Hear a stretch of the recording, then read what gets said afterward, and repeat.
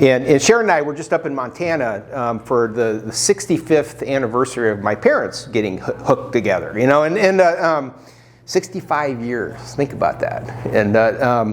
And you should see the picture of them. It's like, oh wow, who are those people, you know? But my parents also had 4 kids, 3 boys and a girl. And so there's all these parallels running, right? You know, and in Montana, Sharon and I had the great time with our kids who are scattered all over the country. I've got a kid in Northern Cal, a kid up in Washington State, a kid in Chicago, and a kid in Pennsylvania. And there's no cluster anywhere. And we've been pretty good, even through COVID, about getting together at least once a year and everybody seeing each other. And so we got some significant time with them. But I'll tell you what, you know, going, you know, Craig, you say you don't look old. I mean, you haven't looked in the mirror lately, huh? You know, you start putting these numbers together. You know, 65 years. You know, my oldest son just turned 30. My youngest is going to turn 21 pretty soon. You know, and 65, 30, 21. You know, I mean, these are. Where does time go, right? I mean, where does it go? You know, and being with my brothers and my sister, you know, and their extended family, and there was 28 of us celebrating up there, having a big family reunion. It made me reflect on growing up and kind of the journey we had as a family, and I personally had, and then being with my kids, you know, our kids, it made me reflect on watching them grow up, you know, all those years, and who they've become and are becoming, and then seeing all these kids at VBS, it kind of just puts it all in perspective. You know, it made me realize, you know, they're growing up too, and in a blink, their parents are going to go, "What happened?" You know, and kids, you know, I'd say more so than ever in our world today, they need help knowing how to navigate. There's so many voices speaking into their lives, and it's not all helpful. And they need to gain not just information, they need to gain wisdom, the practical application of information, and apply it in a right way to establish right values. And life for a kid is full of challenges. I want to show you a video of a kid, a 4th grader, who's facing an incredible challenge, the challenge of his young life, right here. I'll be fine. I'll do it. Well,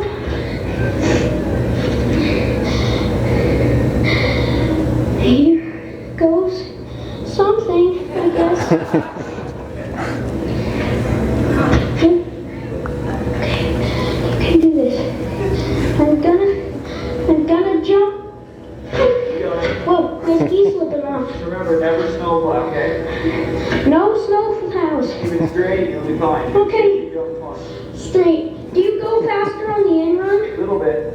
A little bit? Yeah. Is it any steeper, do you think? Not much. Same steepness, it's just longer. Well, just longer. Just longer. Just a bigger 20, that's all. Yep.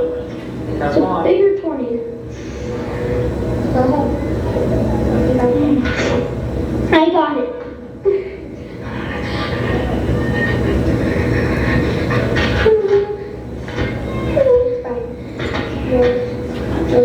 Okay. Here. I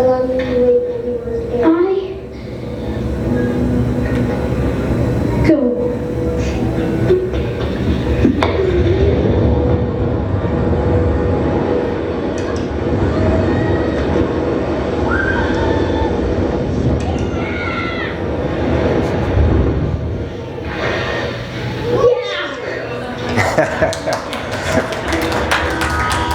Just the suspense at the top of the first time freaks me out. That's the only thing, it's so fun! Huh? 60 seems like nothing now.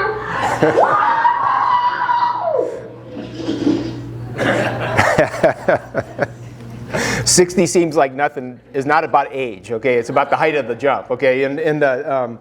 But that 4th grader, that kid, okay, you know, he faced a challenge, and just like we all do in life, right? You know, and we all did in life growing up, and we still do. There comes times in our life when you face this incredible challenge. I can't imagine a 4th grade kid doing something like that. I mean, that's amazing. And we face fears that you have to like, okay, I'm going to do this.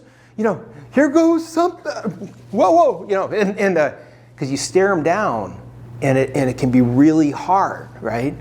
And then there's this kind of risk-reward equation, right? And when he got down there, what was he doing? Hooting and hollering, right? And you know what? My aging parents, my aging me, okay, my aging kids remind me of this one truth, okay, this one truth, and you only get one shot in this one and only gig you get in life, this one and only life you live,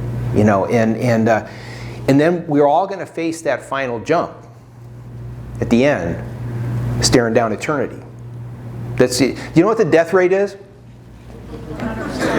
It's still hovering at 100%. It hasn't changed, okay? And it hasn't changed. The stuff that'll get you sometimes changes. We get novel coronaviruses and stuff like that. But the question becomes, what's the proper preparation for facing the jumps that we all face in life, the fears and all this kind of stuff that's in this one and only life that we live?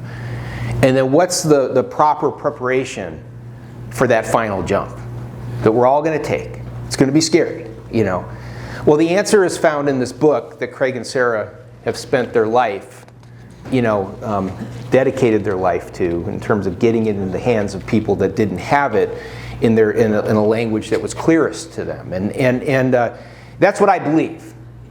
And I believe that in this book we call the Bible, okay, it's the means by which God speaks to us in the clearest fashion, okay, and it's described as God's living word, okay. One of the things it says about itself, the way it speaks into our life, it says that the Word of God is alive, it has some kind of power, like you experienced with those guys that read the Gospel of John. They're like, whoa, what is this? And it says that it's active, alive and active. And it has like this way of cutting into us. It has it's described as being sharper than the double-edged sword. It can cut inside of us, penetrating deep within our soul, giving us insight and understanding, and it judges, okay, our thoughts and our attitudes. Because I don't know about you, but sometimes my thoughts aren't helpful, right? Sometimes they're kind of stupid. And sometimes my attitude is even worse, right? And so it's described as being able to cut through our stupid ideas, okay, and our cruddy attitudes, and get us back on track again. And it's also described as a lamp, a way of giving us light for our feet so that we know how to travel. And just think of it practically. Do any of you like stepping in a pile of doo-doo? Huh? No. So you want to know where they are, right? And the idea is that there's stuff that we don't want to step in life, and this illuminates that and says, nope, don't go there. Don't go there. And then there's also what happens on a path that's not lit is there's stuff that's going to trip you up. And so the idea of God's Word, it gives us direction, it gives us safety, it shows us how to live, it teaches us what to avoid, okay, and what we should lean into if we're going to get to this proper destination that God has for us and stuff. And if any of you tried to, I mean, in a really, meaningful way, really tried to dig in and read the whole thing? I'm looking for a raise of hands. Craig and Sarah, you translated the Bible, okay? So can we raise our hands over there? But the thing about the Bible is it's a really hard and complicated book, right? I mean, it's written by over 40 different authors. It's a compilation written to different cultures, different periods of history and stuff. It's super hard to understand, okay? And so the idea is it's hard to access. Sometimes it's hard to process what you're reading. And it's certainly hard to simplify it, to bring it down to kind of the bottom shelf where we can really go, oh, that's what it's about. This is it. Okay, this is what it's about. And so what I want to do is I want to just today give you a really simple way to understand the Bible's teachings. And it's not new to me. It's something Jesus came up with, okay? Because when it comes to the idea of building a rightly lived life based on the principles that it teaches us, with God speaking into our life, okay, complexity is nothing new, okay? The Bible's a really complex book. During Jesus' life, all they had was what we call now the Older Testament, okay? And there were hundreds of commands, hundreds of instructions, these proactive activities that we should get involved in, and then certain things that we should avoid, behaviors that we should avoid. And the Jews, they counted them. Do you know how many they came up with? How many commands there were? 638. Oh, really close. Wow, I am super impressed. 638. Wrong answer, but really close. Okay, and really close. 613. Right? I mean, that's really good. Good job. You get a star. But 613. Okay, so we're supposed to walk around going. People in that day, they're going, okay, I got 613 things to remember. How would you do with that? Not very well, right? I mean, Jesus was brilliant at simplifying God's understandings, the understandings that he wants us to have. And so one time what happened was there was this guy, he was a very sincere guy. He showed up to Jesus and he asked him, he said, there's all this stuff that the Bible talks about, okay? All these instructions, these things I'm supposed to stay away from, these things I'm supposed to engage into. And he says, could you boil it down for me, okay? Of all the instructions God has given us, what's the most important thing? Which one is it, And it was a good question, right? The scriptures contain all this stuff. And if you're like me, I can remember one or two things. I really get upset when my wife starts texting me when I'm at the store and starts sending me, oh, could you also get this? Could you also get this? And now my head is just spinning, okay? It's like, no, the list was the list. This is what we're going to get, okay? And yes, I am at checkout and I'm not leaving, but the idea is that what are one or two things? What can we boil it down to? Because the list is too long. I think of it this way. It's like my brain has all these hooks inside of it. Okay, and I have this set of hooks. Okay, inside, and it only has so many hooks. Okay, to hold all the mental clutter of tasks and concerns and affections and stuff, right? And so these hooks, they tend to get kind of overloaded sometimes and kind of cluttered, and maybe your closet's like this, where you get all this stuff, and there's stuff in there that you don't even remember you had, right? Because it's all covered up by things and stuff, and there's not enough room. Sometimes you should go shopping in your closet if you have a closet like that, because it's like going to the store, only it's free. It's like, I forgot I had this, right? But my head, this guy asked Jesus, think of it this way. He says, Jesus, I carry all this stuff. I want to do the right thing, okay? But can you simplify it for me? Can you clear the clutter off my hooks and simplify it? Can you give me just one thing to focus on? And Jesus said, good question. That was his reply to this guy. Because Jesus knew that, and maybe you need to remember this, that the best way to deal with clutter is not to reorganize it. It's to get rid of a bunch of it. That's the best way, okay? And rearranging it just makes it, there's this theory, the second law of thermodynamics, things go from a state of order to disorder.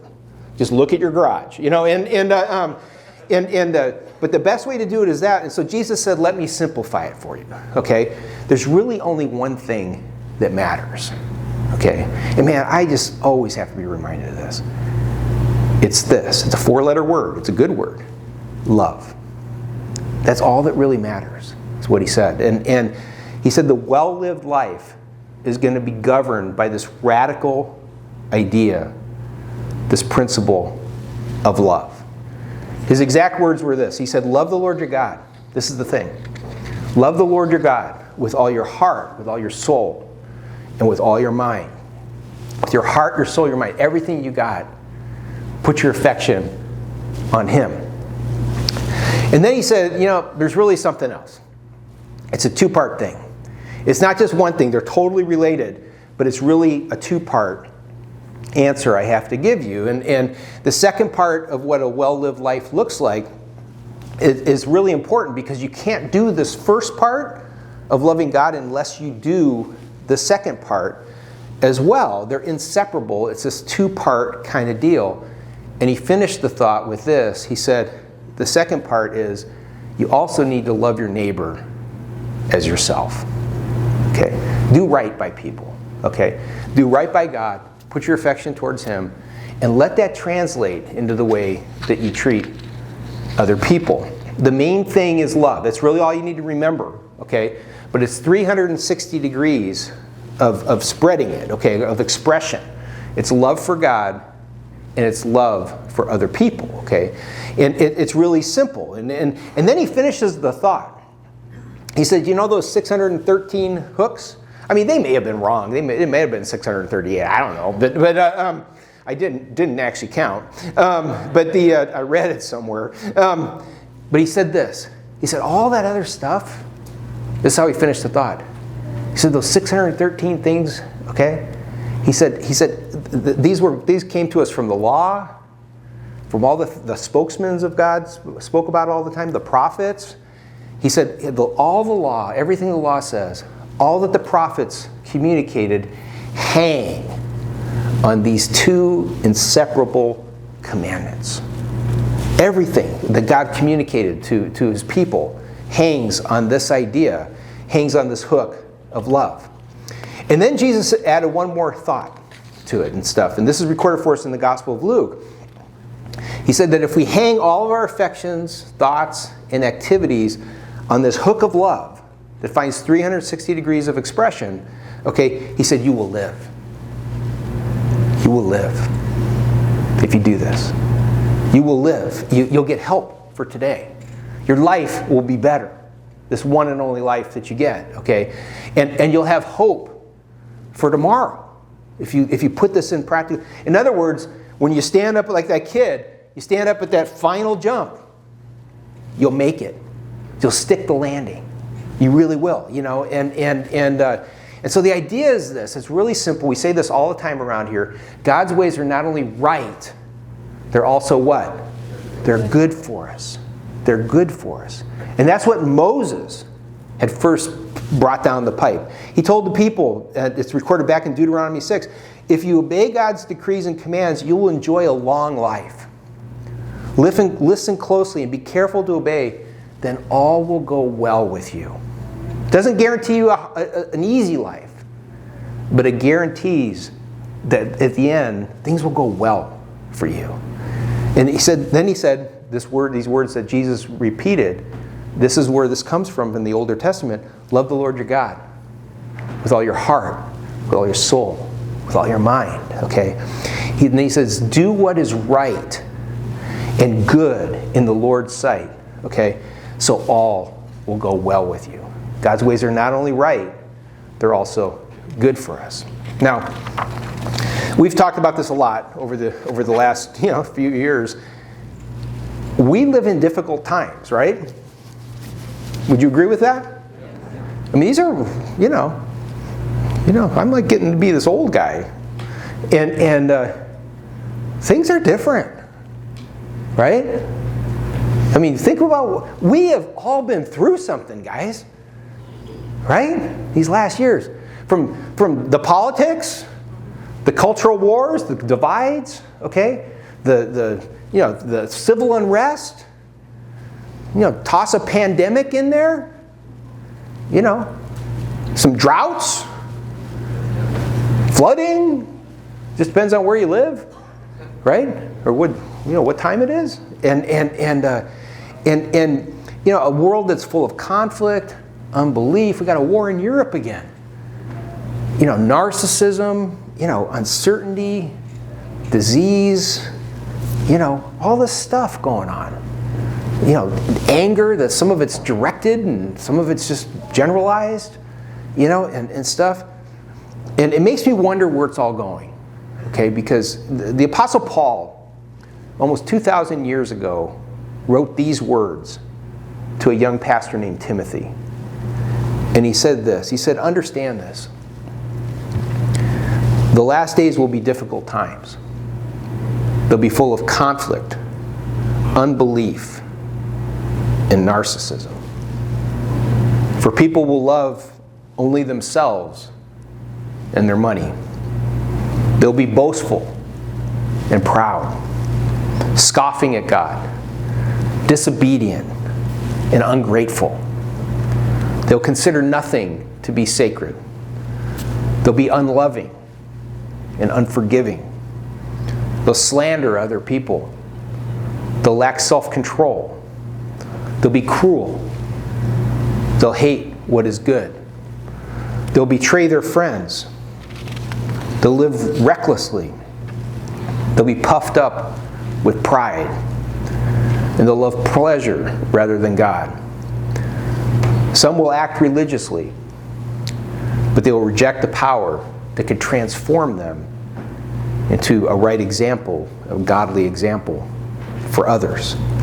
And then the Apostle Paul warns him. He says, stay away from people like that. Stay away from people that are characterized with these kinds of qualities, okay? Now, here's the thing. In times like this, okay, somebody's got to stand up. Somebody's got to take the lead here. Somebody's got to greet distrust with vulnerability. Just say, hey man, I'm nothing special. They humble themselves. Somebody's got to greet skepticism with a sense of kind of profound innocence and say, can I just help you and help you get through? Somebody's got to greet cynicism with faith and all that comes with that, the hope and the help that comes with faith. And someone's got to go after and go up to the hostility that exists in our world and to bring affection again, interpersonal relationships that are based upon not hostility, but something else. And generally, this isn't happening in our world, in our culture, and somebody's got to take the lead. And what I believe wholeheartedly, it's the Church of Jesus Christ that has to take that lead. We are the ones that have to do that, okay? And that's why at Ridgeview, we accept other people no matter where they're coming from. Okay? Why? God accepted a knucklehead like this. Are you kidding me? We have no right to judge someone's starting point. None whatsoever. We find acceptance from Him, and so we offer the same acceptance that we've received. And we show compassion towards other people. It ain't easy to love people like you all the time. But why are we told to do this? Because we've received compassion from Him. And the expectation is that we pass it on. Just exactly what we've received. And truth, okay, is often used, it's used in very confusing ways these days, and stuff. Everybody has alternative truths and all this kind of stuff. But the reality is there is something that's called truth, okay? And here's the thing about truth. It's not a club to hit somebody over the head with. Truth is a way to find freedom, okay? And so we find freedom in truth. Why? Because the truth sets us free. It sets us free so that we're free to live the right kind of life. And we serve other people. Why? Okay? Because values that don't find practical expression at the end of the day are simply meaningless. That's the truth, right? And so, in a world where there's just so much, where people wonder, does gravity really exist, or does the earth just suck? It's just like, where there's so much downdraft, okay? We have got to be the ones that create uplift in our world. And we just do it wherever we gain opportunity, and uplift happens when we avoid community-killing behaviors. When we instead engage in behaviors that overcome things, and we value humility over pride. Okay, where we're merciful and let go of hard-heartedness and be peacemakers instead of being the ones that are inflaming hostility in the world and seeking to reconcile with people rather than conducting ourselves with an attitude of retaliation and seeking truth and engaging truth and embracing truth and calling out the lies and saying, hey, no, this is the right way, guys. This is the way to freedom, and valuing love over bitterness and justice instead of being apathetic towards people and situations in the world, and showing empathy towards other people and generosity towards others, and rather than living in just a sense of frustration, giving it up in prayer and saying, God, please help me. Help me get through this, and help me be someone that can help others get through this as well. And rather than holding grudges, offer forgiveness. Why? Because we've been received forgiveness, and always, always, always valuing people over stuff. Isn't there something inside of you where you just go, that sounds right? That just sounds right. It's the details. It's the living it out that's hard sometimes, right? But here's the thing. I believe this wholeheartedly. The Church of Jesus Christ is the visible hope of the world. Okay? We are His representatives in this world, and as the church, it's our job not to curse the world, not to tear it down, not to call it out and say, oh, you guys, it's you. It's me. I'm a big part of the problem. And so I need to own my stuff. And then, hey, man, together, let's build something better. And let me introduce you to this God of love. And God's book, tells us that we infuse life into other people when we conduct ourselves with patience and kindness. That we suppress, we do this when we suppress our tendency, okay, to sometimes act out of envy or jealousy or boastfulness or pride. That has to be suppressed in our lives. And that we bring, uplift, soar, we help people soar, okay, when we refuse to be rude or dishonoring to other people or groups of people, okay? And instead of being self-seeking, instead of demanding our own way, instead of being irritable, instead of keeping a list of everyone who's wronged us, okay, we choose a different path, a higher set of values, and we can't be desensitized, okay, to our sense of what is right and what is wrong, okay? But we understand that we live in this flawed world, okay, and that we are flawed as well, and we never are happy about evil or injustice, but instead we get excited when truth carries the day. Paul said that the people in our lives always need from us. They need protection from us. They need trust. They need hope. They need perseverance. And up to this moment, I haven't said it directly, but really the description I've just given you, okay, is the characteristics and the value of this one word that Jesus said summarized all that the law and the prophets brought down the pipe. It's this word, love. In 1 Corinthians 13, the Apostle Paul wrote these words. He said, love is patient. Love is kind. It doesn't envy. It does not boast. It's not proud. It doesn't dishonor others. It's not self-seeking. It's not easily angered. It keeps no record of wrongs. Love does not delight in evil, but rejoices in the truth.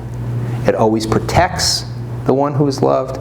It always trusts, not naively, but the idea is that love never stops having faith and trust that change is possible in the one you're trying to love, okay? And which means it always hopes for something better, and it always perseveres. It doesn't give up. It doesn't give up. And so the character of love is to put up. And my wife, I do stupid stuff sometimes, and I know it's hard to believe, and then we have this thing where it's kind of like, yeah, but you're stuck with me. You're stuck with me. It's like, yeah, I know, and we don't give up. We just keep going and stuff.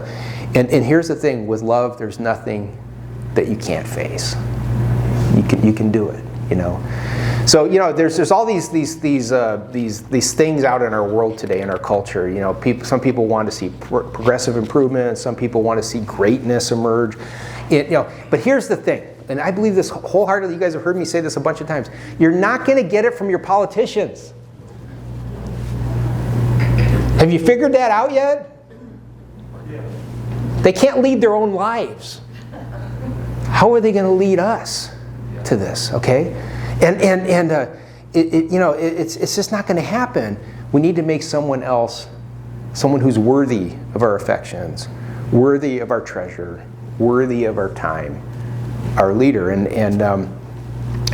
can refuse to follow the mood and the spirit of the world, and instead get into a different countercultural step with the one that came into the world to express God's love, so that at the end of the day, we not only can thrive in this life we have, but we also get to survive that final jump and get there.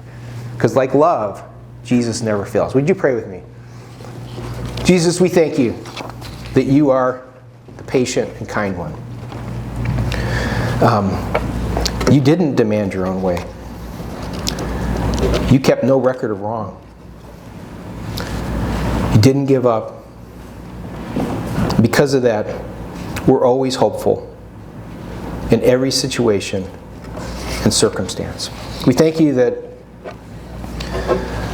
your love can prepare us to endure and persevere through every situation and circumstance, for every challenge in life, and that you, the God of love, came to earth and gave your life so that we would not only survive the jump from this life into eternity, but then when we do that, by your grace, when we stick that landing, we'll be hooting and hollering like that 4th grade kid did, and saying it was scary, but in the end, it was no big deal.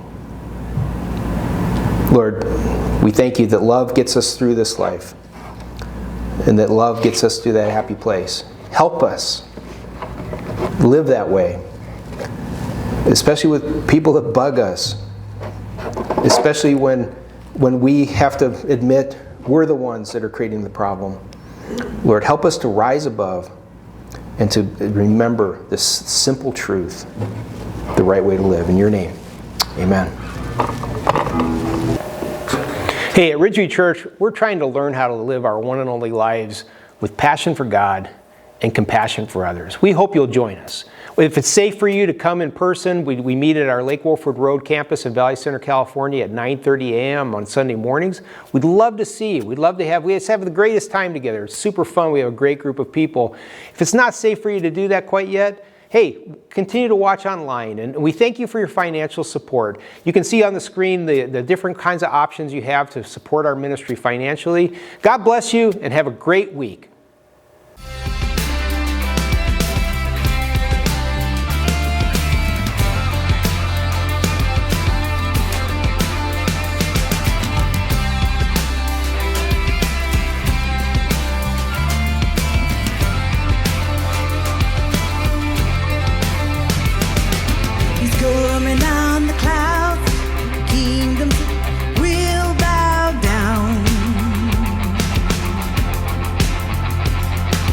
Every chain will break, his broken hearts declare his praise.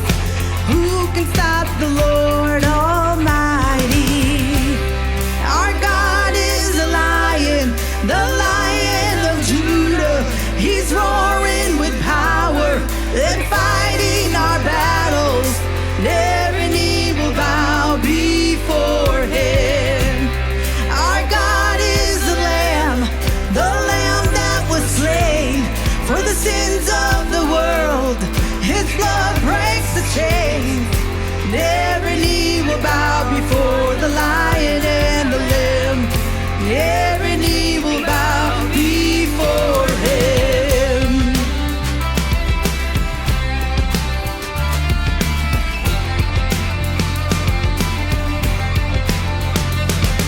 So open up the gates, make way before the King of Kings.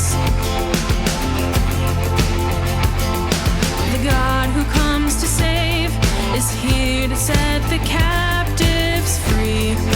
Who can stop the Lord Almighty? Our God is the Lion of Judah. He's roaring with power and fighting our battles. Every knee will bow before him.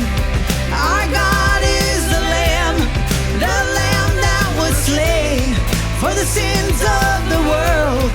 His blood breaks the chains. Every knee will bow before the Lion and the Lamb. Every knee will bow before him.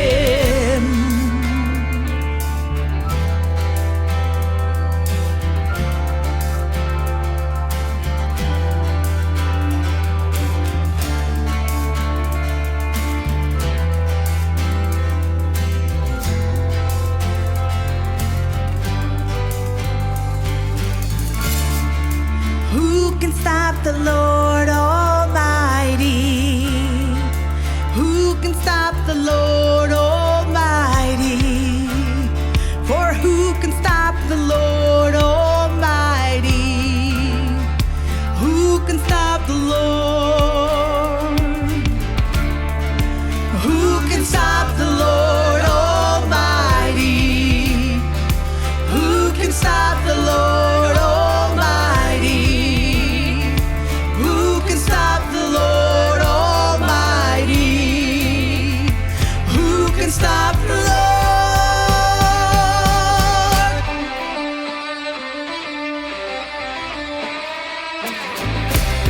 Our God is a lion, the Lion of Judah. He's roaring with power and fighting our battles.